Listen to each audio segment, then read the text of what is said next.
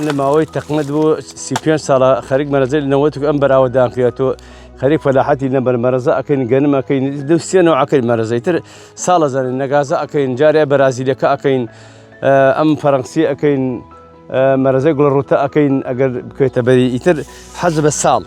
ده إمسال جارني ما حكم ديار متبني أداة الصالة كان باش ويسا حكم ديار متبني نادا يعني متبني نادا مصرفها قرارا دري ناكبو مان لأن أشاري فلاحتكين أجر أشاري فلاحتكين بحكس من نايكين بس شيء أشاري ديك لأن أشاري خمنا فلاحتكين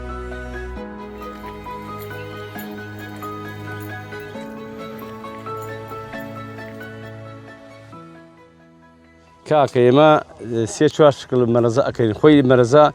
لنجازة باشتريني برنجة كردي خمان زور باش هم تابي خوش هم باشترا بس مرزا كردي خمان سال أزاني سال وباشا سال وخراوة إسا بارك كرد من نجازة قشتي زورغن دالي خراوبو إسا إمسال كم كده فلاحة هني كده فلاحة نمي كده فلاحة كردي كم كده بس نمي برازيلي كده أم نقول الرطبة أنا كده هروا إتلابروا إمسال كمبارانية وبني كمبارانية جان إيش لبر مشروع كل مرزق يسنى اللي بيكندوا يسنى بس سلوان كمانا كم كده فلاحوا يسمى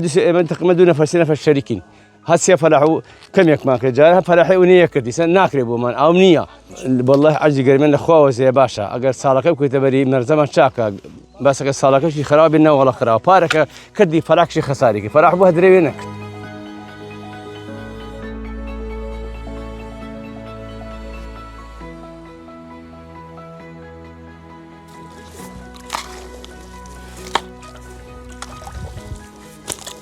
أم برجع بازار راب دريجة كان من خراوة يسا برنج كردي خمان باشتر برنج كردي خمان تامي خوش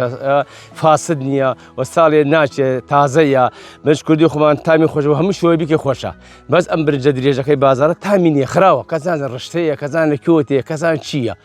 همش ليك هويري أنا زعما شيء بس أم برنج خمان كردي كتامي خوش ترى برازيلي خمان باشا عنبرمان باشا برج خمان تازه کردی کدواری خمان برج مشاکه. ایسا تمر گورکان سری باوکتو باوک خمانو تمر گورکان هیوایت برج کردیه. برج کردی خوشه بس آوان دیار دهات نمونم رشته و برج امانه هر رشته کان خون هویره و هویره خراوه.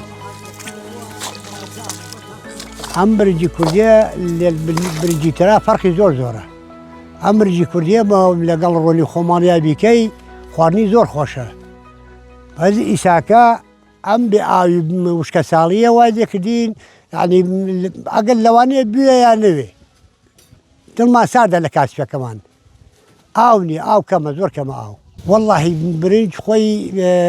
نجازة بيتشاكا نجازة بيجي نجازة خوي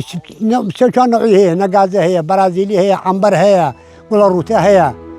أمانة هي بس أو بريجة شاكا